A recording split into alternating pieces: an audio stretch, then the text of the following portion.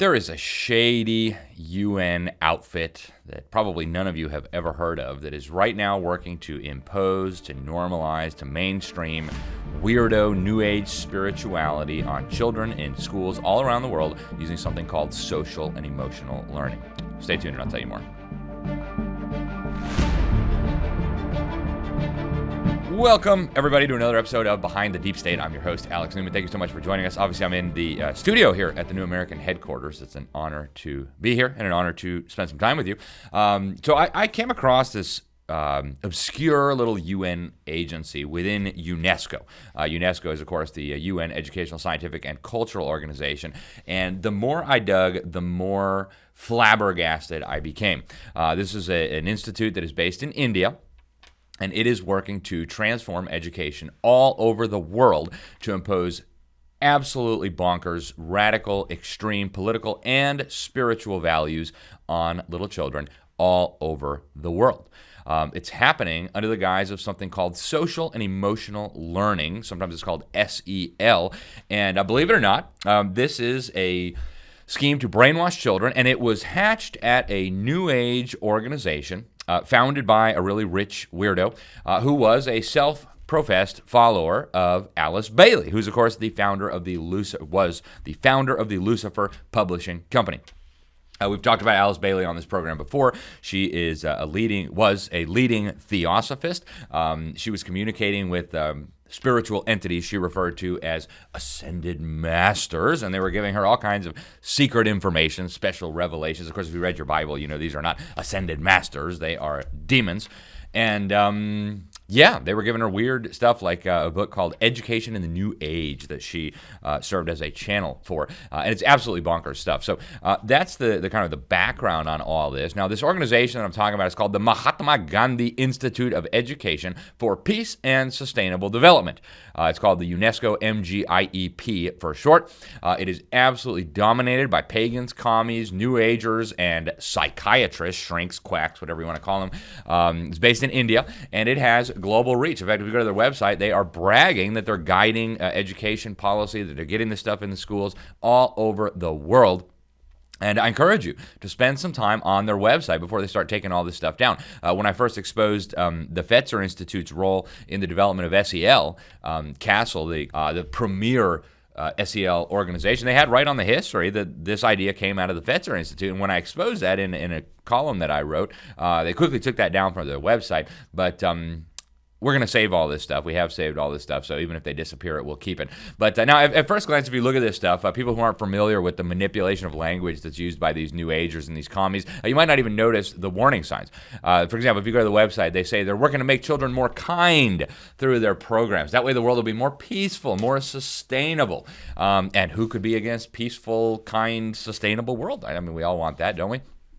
Just like SEL promoters in the United States, though, where this crazy idea came from, the UN outfit is arguing that children need to be kind of emotionally groomed, emotionally manipulated by these programs to be able to form healthy relationships, to be able to regulate their emotions. And you wonder, how did human children for thousands of years ever form healthy relationships or regulate their emotions without these kooks teaching them SEL stuff in the classroom, right? Obviously, folks, this is cover for something much, much darker. If you look at the individuals involved, what you will find is that there are, as I mentioned, commies everywhere. Right? The institute was actually launched by a commie. She was at the time the head of UNESCO, Irina Bokova. We spent a lot of time exposing her at the New American. She hates me with a passion, which I kind of wear as a badge of honor. I don't annoy her just to be a pest. I just expose her and what she's done. She was a high-ranking official in the mass murdering dictatorship that enslaved Bulgaria. Slaughtered hundreds of thousands of people, this communist regime that she served. She was actually acting foreign minister. That's how high up the pecking order she got. And of course, she's not the only communist who was involved in this thing. Another commie involved in this, Rosa Utenbayeva, she was the Minister of Foreign Affairs and the deputy head of government for the mass murdering Soviet Kyrgyz Republic, the communist dictatorship in Kyrgyzstan, before becoming the president of the Soviet National Commission of UNESCO, and then eventually taking a leadership role at this UNESCO MGIEP. Right, so you got commies, then you got a whole bunch of pagans and New Agers who think we need a one world spiritual order. Again, they've been absolutely instrumental. One guy you can look at is Dr. Karan Singh. He's an Indian politician and also an advocate of global spirituality who was actually the chair of UNESCO MGIEP's governing board before he died. Other posts he held, he was the co-chair of the ridiculous World Commission on Global Consciousness and Spirituality. You should go look at this organization, the World Commission on Global Consciousness and Spirituality. It is straight from the pit of hell. He served there alongside former UN Assistant Secretary General Robert Miller, the founder of global education, the father of global education is how he's often described. He's also, unsurprisingly, a disciple of Lucifer magazine publisher, Lucifer Publishing Company founder, Alice Bailey, the lady who was talking to demons. Okay, in fact, in his he created the World Core Curriculum, and you can still see this on the UN website. They say it should be taught in all the schools of the world. This weirdo Robert Miller, who served alongside Dr. Singh, he says openly in the foreword of the teacher's manual that this is based on the teachings of Alice Bailey and her demon, Javal Kul, the Tibetan teacher. So Dr. Singh, again, he led UNESCO's MGIEP before dying. He was also a key speaker at the 12th World Confluence of Humanity, Power, and Spirituality. Its logo claims that it is, through its different representations, serves humanity by making them aware that the final aim for all human beings is the path to enlightenment. That's interesting. I personally prefer the Westminster Shorter Catechism, right? What is the final end of man? The chief end of man, well, it is to glorify God and enjoy Him forever. So obviously we have very divergent views here with these New Agers. Now, in an interview, Dr. Singh says that, in my mind, the significance of these conferences is simply this, that we realize the essential unity of all religions. Sorry, Dr. Singh, but no. Dr. Singh also has a long background in family planning. In fact, he served as the Minister of Family Planning during the brutal, the barbarian forced sterilization campaigns undertaken in India by Prime Minister Indira Gandhi. This was under the guise, again, of family planning. They were running around rounding up millions of people, taking them to be forcibly sterilized with help and backing from the UN Population Fund, from the World Bank. They literally sterilized millions of poor people, millions of lower caste citizens. India's got this weird caste system where you could be like an untouchable and you're forever an untouchable, or you could be a higher caste. It's totally bizarre.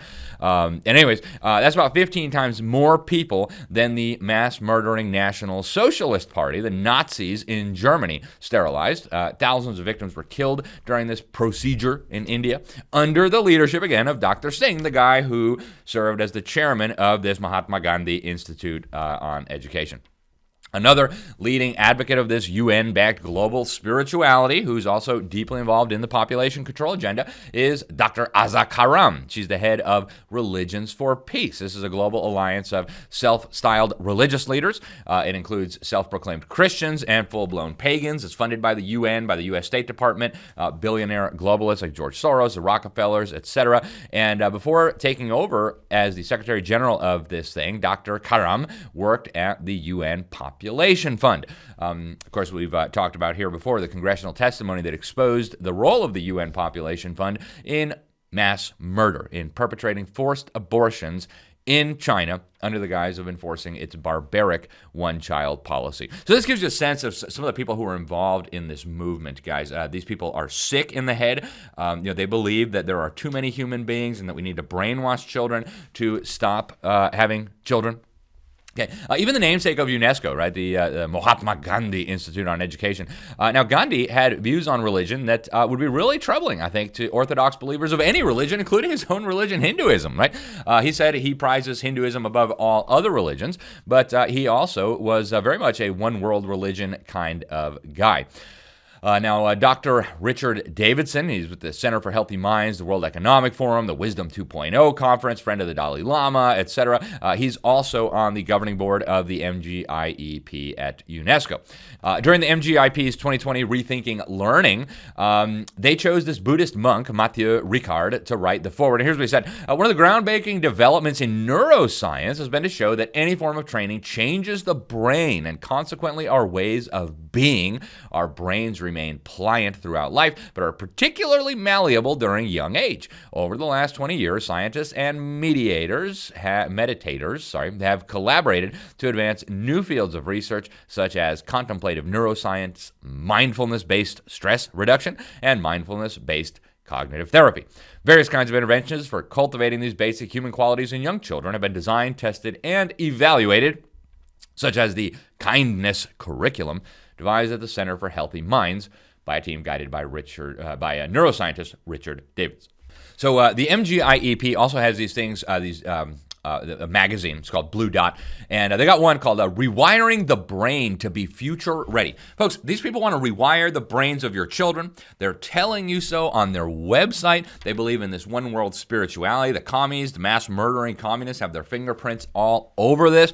And folks, you need to go read this stuff. Right? We don't have time to get into all the details, but you need to read this stuff. Here's a quote. It says, mindfulness is known as one process that can intentionally rewire a reactive neural circuitry into one that chooses kind and wise responses, right?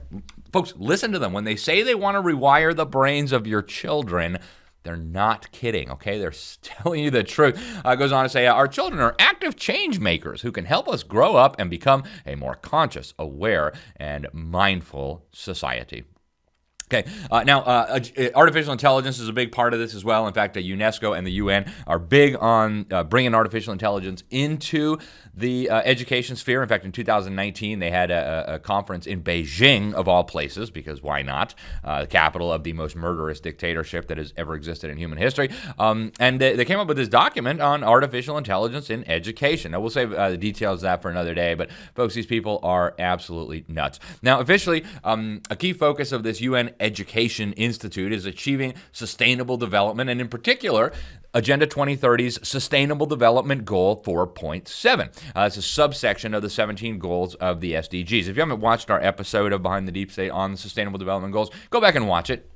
It's basically a global roadmap to tyranny. They want a one world kind of technocratic government where you're a slave and they have all the power. Now, they themselves have been pretty open about this. Right? The head of the UN General Assembly at the time, Peter Thompson, he called this Agenda 2030 the master plan for humanity. That's his terminology, not mine. The head of the UN at that time, Secretary General Ban Ki-moon, said this was the global declaration of interdependence. And boy, did the commies love it, right? Mass murdering Marxist genocidal dictator of Zimbabwe said, it's going to usher in this wonderful, brave new world. You had the communist Chinese dictatorship bragging that they played a crucial role in developing Agenda 2030. And if you read it, you'll see why, right? It's about global wealth redistribution, abortions for everybody, vaccines for everybody, shut up and pay attention and obey us. Right now, goal number 4 deals with education. And they actually say right in there that all the children of the world need to be so brainwashed that they will not only submit to this madness, but they will promote it. Here's the text. It says, all learners need to acquire knowledge and skills needed to promote, right? Not just submit to, but promote sustainable development, including, among others, through education for sustainable development and sustainable lifestyles, right? If you know what they mean by sustainable lifestyles, you know that's really troubling, right? No meat, no babies, no carbon dioxide emissions, right? These people are insane. Human rights, right? Which when the UN says human rights, think exactly the opposite of what our founding fathers in America said. Our founding fathers said, God gave us rights. Government exists to secure these rights. The UN says the UN gives you rights. The UN Universal Declaration of Human Rights gives you rights. And by the way, none of these rights may be used contrary to the purposes and principles of the United Nations, says Article 21. And also, when they talk about rights, they mean like your right to a free house, which means really the government has to rob you so that they can give you a free house, right? So the UN's vision of human rights, totally opposed to actual human rights. They talk about gender equality, which is just UN speak for radical feminism, smashing the family, forcing women out of the home and make them go work at some jobs so that their children can be brainwashed by government schools.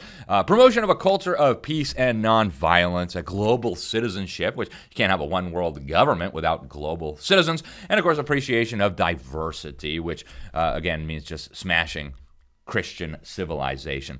So in other words, every child on the planet, folks, needs to be so brainwashed, so indoctrinated that they won't just submit to this, that they will actually promote it. Okay, and that's what they say, that this is their mission. They are in charge of getting this UN Sustainable Development Goal accomplished. Now, I want to show you a video I pulled off of their website, folks. It is creepy, beyond creepy, but watch this real quick.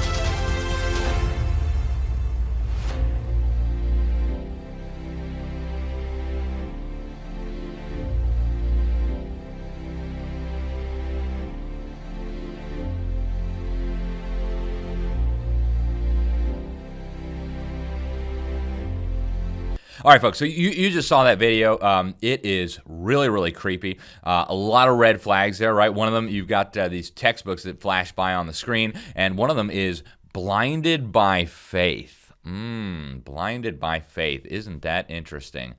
Blinded by faith. I wonder what they mean. Well, Alice Bailey had this bizarre idea given to her by her demons that the worst of all the heresies is this heresy of separateness, she said, which, of course, the Bible says that God's people should be separate, that they should be holy, that they should be in the world but not of the world. And so you're blinded by faith, man. How dare you not want to be part of this? How dare you want to come out of Babylon and do your own thing and not be part of this?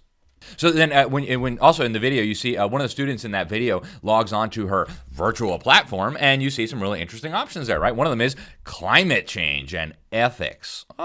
We did episodes recently when I was in Egypt talking about the new system of ethics that the UN wants to impose under the guise of saving the climate, right? They even came out with this new 10 commandments, etc. Then you've got migration and conflict. Ooh, isn't that interesting, right? And so they click the math option, and then you get 3 sub-options, and one of them is carbon footprint, right? You can't have a technocracy without enforced scarcity. And so if you have a carbon budget, a ration card for how much CO2 you can emit, you may be able to eat 3 ounces of beef per month for now, right, until later. So this is what they're doing, folks. At the end of the video, you see these UN Institute sums up its aims. They're going to change mindsets, right? Your mindset is wrong. How dare you be one of these people blinded by faith, clinging to your oh, your guns and your Bible, right? You're just terrible. Also, challenging norms, right? Who put the UN in charge of challenging norms? And exactly which norms are you going to be challenging? Is it our Ten Commandments norms?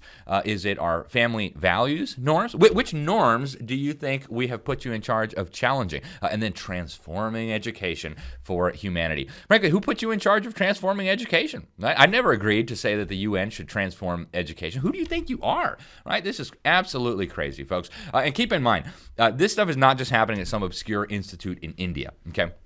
These ideas are then disseminated to government schools all over the world through policy papers, through textbook publishers, through curriculum, through resources, right? Bill Gates, of course, signed an agreement with UNESCO in 2004, and the agreement was, and Phyllis Schlafly posted this online, they're going to create global standards, global curricula, global teacher training programs, global technology systems to make it all possible, right? And ultimately, this institute, they actually tell you what they want to do, right? They say they're going to involve the mass mobilization of youth towards sustainable development. What if I don't want my children mobilized for sustainable development? Who do you think you are to mobilize my children, right? What is this, Hitler Youth or something? You're going to mobilize children to accomplish your crazy political goals? And they say that's central to their mission. Right? They need to mobilize the world's youth to achieve the UN Agenda 2030. I never agreed to the UN Agenda 2030. In fact, our Senate, the U.S. Senate, never ratified Agenda 2030 as required by the U.S. Constitution. So where these people think they get the authority to do this stuff, I have no idea. My guess is they know they don't have it. But folks, again, scratch the surface, and what you'll find is this bizarre promotion of New Age, global spirituality, one world religion from the pit of hell, and they're trying to mainstream this. They're trying to indoctrinate your children into this through programs like social-emotional learning. Go back and watch our episode on that. Mindfulness schemes in public schools. One critic of this who has researched the phenomenon, she contacted me and told me that this global citizenship education is necessary as an element of global spirituality. It's a means to an end, right? So we're going to turn the kids into global citizens so that they can then adopt the one world spirituality. Also, folks, pay really close attention to the people involved here, right? You got all these shrinks, these psychiatrists, these people involved in neuroscience, right? They want to do the equivalent. You know, the Soviets called it creating the new Soviet man, right? They recognized that human nature was not suitable to this totalitarian system where everybody would just work as like a good worker drone, a good worker bee, a good slave without asking too many questions. So they want to use neuroscience now. They want to use SEL to give your kids new values, new beliefs, to really transform the nature of who they are, regardless of what you want as a mom, as a dad, as a family, right? They are manipulating your kids, and they're so open about it. They say they're going to give your children a kinder brain. They're going to give them pro-social behavior. Who do they think they are? What does pro-social behavior even mean? Are you saying that children right now have antisocial behavior? This is crazy stuff, folks. They admit that they want to use so-called education, and I'm quoting here again, for transforming, shaping, and rewiring the minds of these children, okay? And frankly, my children are not for you to change, transform, shape, rewire, right? Get away from my children's brain, okay? This is ridiculous, folks. So the UN paints this as like this wonderful thing. There's no risk. It's all going to be just happy fun. We're going to be a kinder, freer, sustainable world. And that is absolute baloney, folks. It's just so crazy. So again, they're very open about the way they want to restructure the brains of children, of adolescents. So the UNICEF Adolescent Brain, a second window of opportunity, right? This is from the MGIEP Global Citizenship Curriculum. It's designed for 12 to 14-year-olds, and it's based on the understanding of neuroscience and psychology of how adolescent brains learn.